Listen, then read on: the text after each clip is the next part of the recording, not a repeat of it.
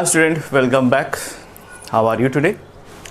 In the last lecture we discussed about the mechanism of respiration जिनमें हमने intercostal muscles के role के बारे में पढ़ा और डायफ्राम के स्ट्रक्चर के बारे में और किस तरह से हम वॉल्यूम को इंक्रीज कर सकते हैं इंस्पायरेशन और रिस्पायरेशन की प्रोसेस को डिस्कस किया.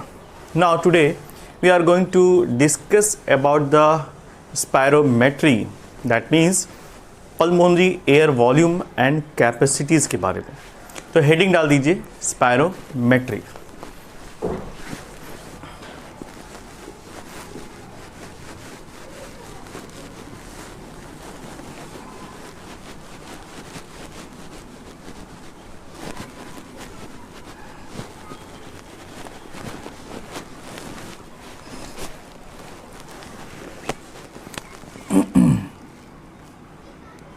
Spirometry.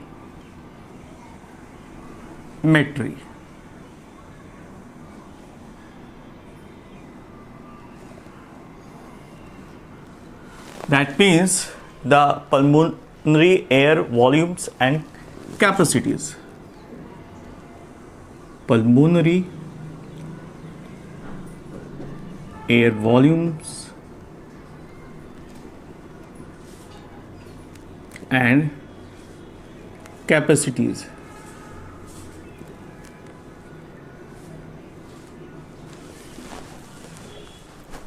ऑलराइट, तो इसको नापने के लिए जो वॉल्यूम का सहारा लिया जाता है मेजरमेंट के लिए वो इंस्पायर्ड और एक्सपायर्ड एयर की हेल्प से किया जाता है. इसलिए इसका नाम रखा है स्पायरोमीटर इंस्ट्रूमेंट.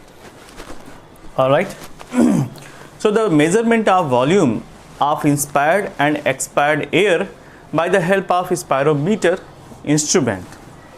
तो first लिखिए tidal volume. The volume of air which is inspired or expired in normal breathing process is known as tidal volume. इसको हम बाइफर्केट कर लेते हैं. जितने टाइप के वॉल्यूम्स पाए जाते हैं उनको हम पहले बाइफर्केट कर लेते हैं जिससे समझना ईजी हो जाए. एक फ्लो चार्ट बना लेते हैं.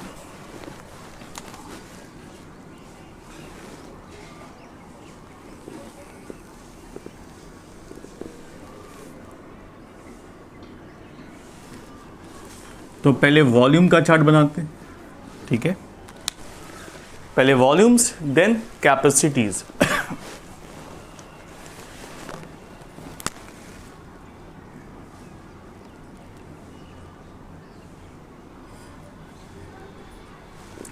वॉल्यूम में फर्स्ट आएगा जिसको हम कहते हैं टाइडल वॉल्यूम या normal breathing. Tidal volume. Alright, जैसा कि मैंने आपको बताया कि this volume is normal breathing जिसमें हम नॉर्मली इंस्पायर्ड और एक्सपायर्ड वॉल्यूम का सहारा लेते हैं ब्रीदिंग के लिए. सो टाइडल वॉल्यूम और इसका नॉर्मल जो अमाउंट होता है ये होता है 500 ml.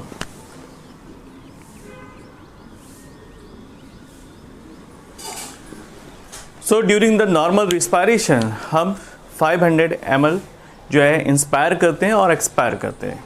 दूसरा आता है inspiratory reserve volume. Tidal volume को हम शॉर्ट फॉर्म में टीबी कहते हैं. Tidal volume. नेक्स्ट आता है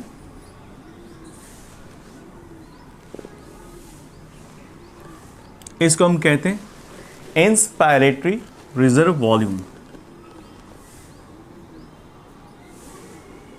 inspiratory reserve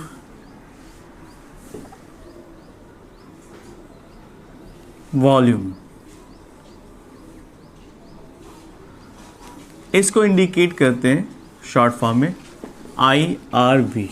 IRV, right. So this is the volume जिसको हम forcefully beyond a tidal volume inspire कर सकते हैं. तो that means the volume of air which inspired forceful beyond the tidal volume. Maximum capacity जितना आप इनहेल कर सकते हैं उसी को हम कहते हैं इंस्पायरेटरी रिजर्व वॉल्यूम, और ये मैक्सिमम अमाउंट होता है 3000 ml जितना। It is 3000 ml।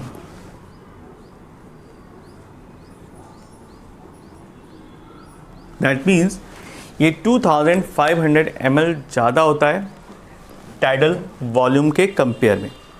नेक्स्ट आता है expiratory reserve volume.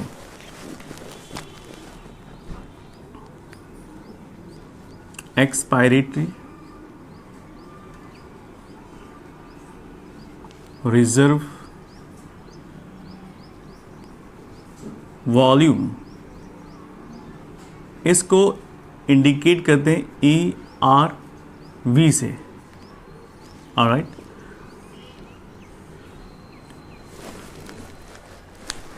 The volume of air which expired forcefully beyond the tidal volume, जितना मैक्सिमम हम एक्सपायर कर सकते हैं।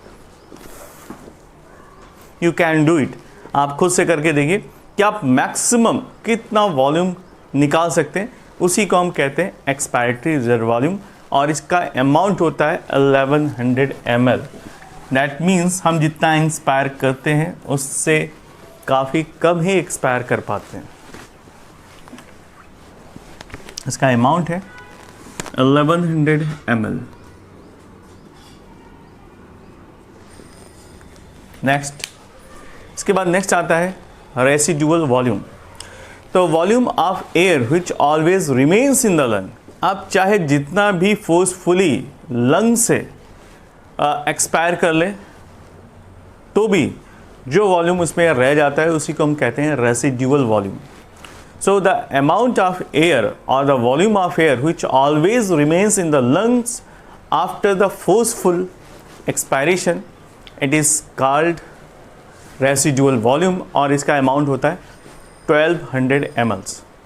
Alright, इसी को हम कहते हैं residual volume।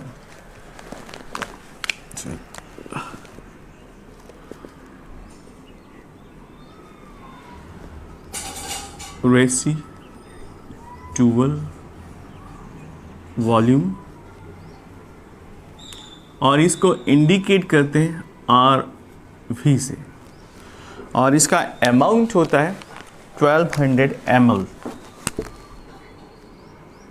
तो residual amount is the amount which is saved inside the lungs after the forceful expiration. So the functional residual volume is equal to what? Inspiratory reserve volume plus residual volume. It is about 2300 ml। इसी को हम कहते हैं functional residual volume। तो अगर functional residual volume निकालना है, functional residual volume is equal to residual volume plus ERV। Total amount कितना हो गया? 1100 plus 1200 plus 1100 that means the FRV is equal to 2300 ml। That is the amount of functional residual volume। All right, और last में आता है vital capacity of lung। vital capacity,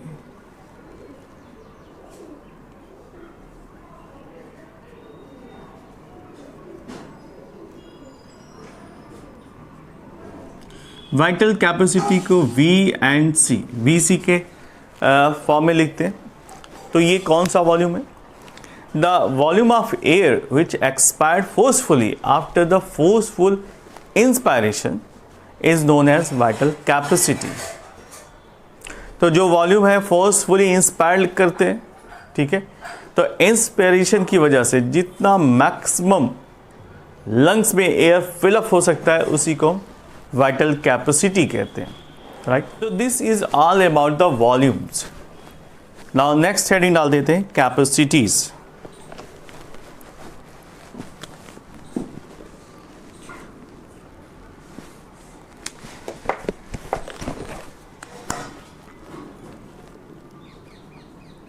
Capacities.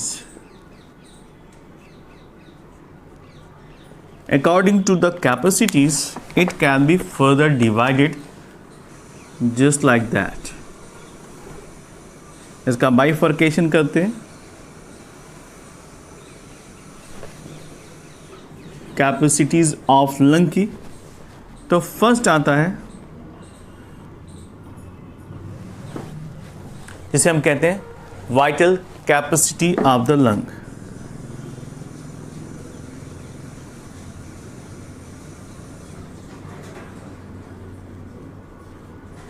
of lung, जिसको short form में VC कहते हैं, right. What is the vital capacity of lung? As I told you, the volume of air which expired forcefully after forceful inspiration, ठीक है, इसी को हम vital capacity कहते हैं। तो फार्मूला लिख लीजिए, vital capacity is equal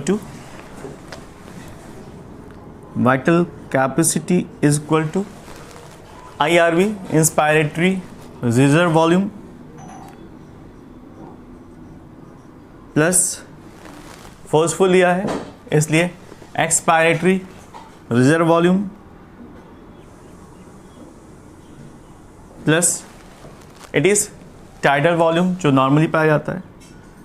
in तीनों के एडिशन को हम कहते हैं वाइटल कैपेसिटी, और इसका अमाउंट आता है 4600। That means 3000 plus 1100 plus 500, right. It is 4600 ml। 4600 ml जो कि हमारी वाइटल कैपेसिटी है। हम ये मैक्सिमम एयर को इंस्पायर कर सकते हैं। उसके बाद आता है इंस्पायरेटरी कैपेसिटी, जिसको IC से रिप्रेजेंट करते हैं।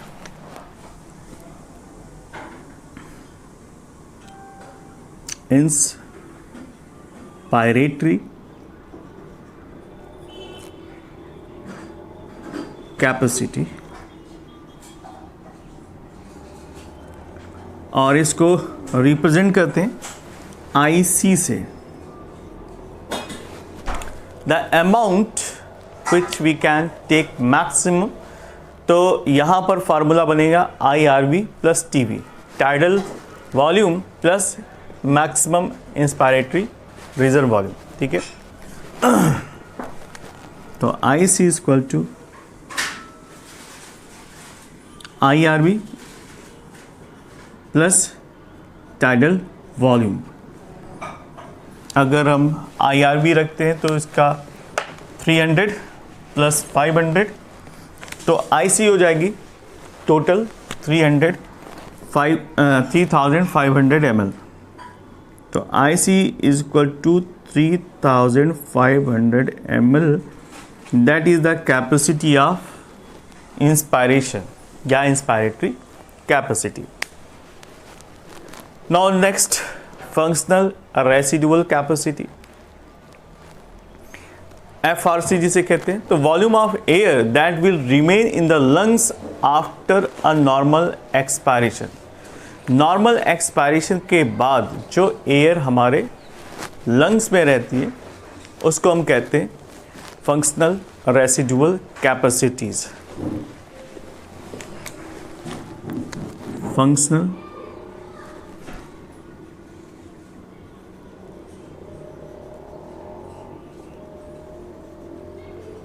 Residual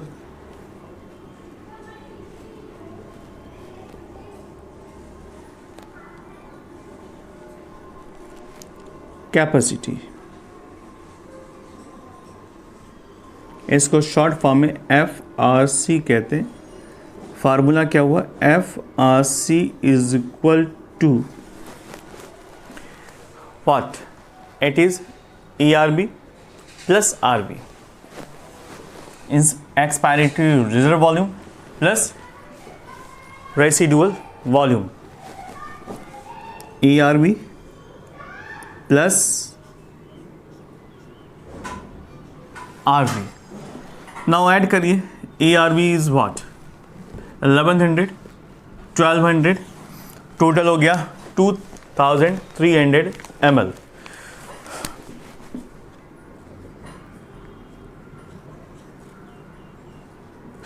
That is the functional residual capacity.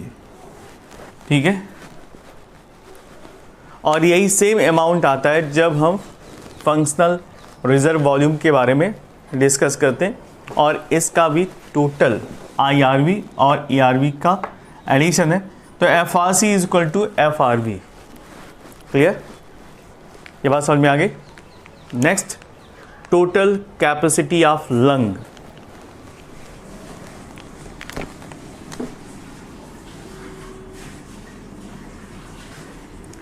Total capacity of lung. That means कि लंग्स में कितनी कैपेसिटी पाई जाती है, यानी टोटल वॉल्यूम जो हम फिल करते हैं, राइट. तो टोटल कैपेसिटी को हम TC से रिप्रेजेंट करेंगे. TC और फार्मूला क्या बनेगा? Total capacity is equal to vital capacity plus residual volume. Vital capacity कितनी है? क्योंकि रेसिडुअल वॉल्यूम ऑलवेज मेंटेन रहता है, इसमें कोई वेरिएशन नहीं आता. और वाइटल कैपेसिटी यानी IRB प्लस ERV है जो हम मैक्सिमम लेते हैं. तो दैट मीन्स VC हो गया बेटा 4600 प्लस रिजर्व वॉल्यूम हो गया 1200. तो total capacity of lung is equal to 5800 ml. That is the capacity of lung. कितना? 5800 ml. इतना एयर आ सकता है. Now so this is all about the capacities. Now next heading डाल दीजिए, डेड स्पेस वॉल्यूम. ये क्या होता है? The complete volume of fresh air do not take part in the gaseous exchange while a part of this air retain in the respiratory tract. जो fresh air का volume है, जो कभी भी रिस्पायरेशन में पार्टिसिपेट नहीं करता, बट वो रिटेन होता है कहाँ पर? रिस्पायरेटरी ट्रैक्ट के अंदर. वो इसी के बीच में फंसा होता है, नॉस्ट्रिल और टर्मिनल ब्रोंकियोल के बीच में. उसी को हम कहते हैं डेड स्पेस वॉल्यूम. और इसकी कैपेसिटी या इसका जो वॉल्यूम है वो होता है अप्रॉक्सीमेटली 150 ml जितना. ठीक है. तो नेक्स्ट हेडिंग डाल दीजिए, dead volume, respiratory volume.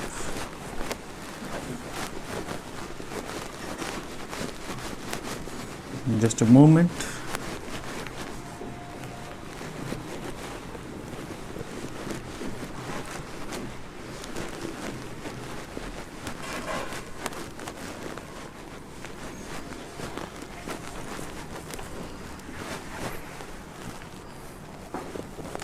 Heading डाल दीजिए, डेड स्पेस वॉल्यूम.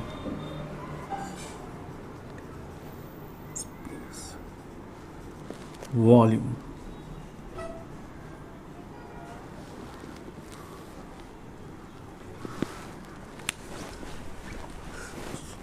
इसमें लिख लीजिए एक point, the amount of air amount or volume of air which do not participate in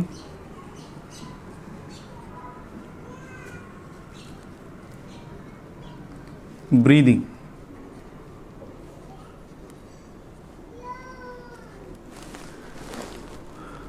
और ये कहाँ पर पाया जाता है? Found in between the nostril and bronchiole, terminal part of the bronchiole. ये रिस्पायरेटरी ट्रैक्ट में पाया जाता है। यहाँ पर लिख दे रहा हूँ, रिस्पायरेटरी ट्रैक्ट में ये एयर पाई जाती है।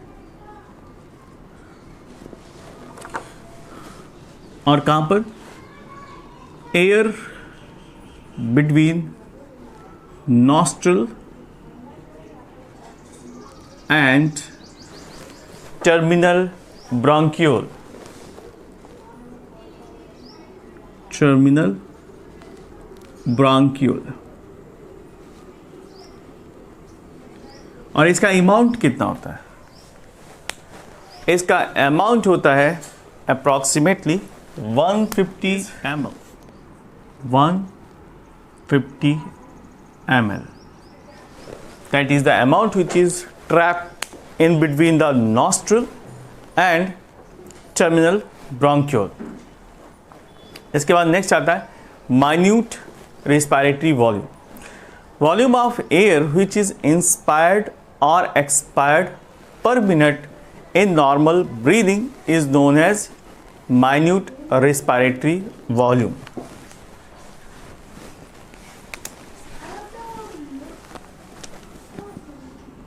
Minute respiratory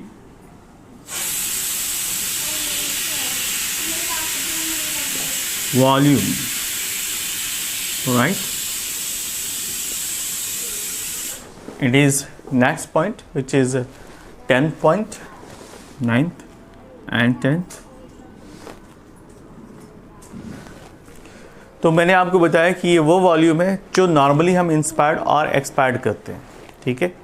तो आपको पता है कि हमारा टाइडल वॉल्यूम जो नॉर्मली पाया जाता है वो होता है 500 ml, ओके। और पर मिनट का मतलब यानी एक बार में, एक मिनट में ऑलमोस्ट 12 टाइम हम ब्रीदिंग करते हैं। तो MRV is equal to tidal volume plus multiply by जितने टाइम्स हम करते हैं। 500 multiply by 12, it is about 6000 ml।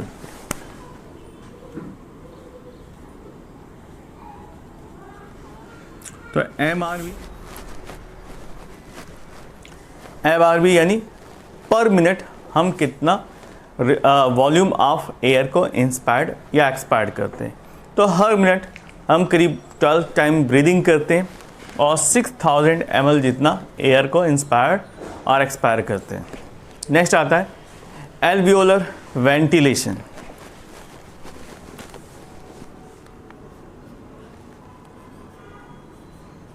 alveolar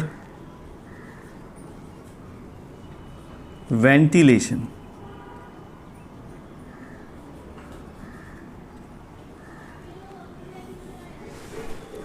ये क्या होता है? The volume of fresh air which takes part in the gaseous exchange per minute. हर minute जितनी फ्रेश एयर एक्सचेंज में पार्टिसिपेट करती है, यानी तो पर मिनट होने वाला जो एक्सचेंज ऑफ गैस है उसी को हम कहते हैं एल्वियोलर वेंटिलेशन। तो इट इज़ ऑलमोस्ट 350 ml और ब्रीदिंग कितना करते हैं हर मिनट में? 12 टाइम। तो alveolar ventilation is equal to 350 ml ये पार्टिसिपेट करती है एक्सचेंज ऑफ गैसेस में और ब्रीदिंग करते हैं 12 टाइम्स। तो इसका जो अमाउंट है ये निकल कर आता है 4200 ml। 4200 ml is the volume of air जो हर मिनट क्या करता है? एक्सचेंज हो जाता है कार्बन डाइऑक्साइड से। तो ये गैसियस एक्सचेंज वॉल्यूम है पर minute, alright. So the alveolar ventilation is the amount of air which is exchanged per minute. ये क्वांटिटी किस में है? पर मिनट, पर मिनट, राइट। इसके बाद आता है expiratory capacity. 12th point, expiratory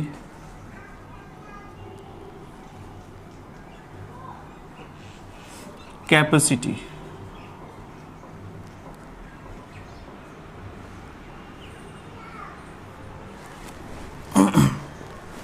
Total volume of air a person can expire after a normal inspiration.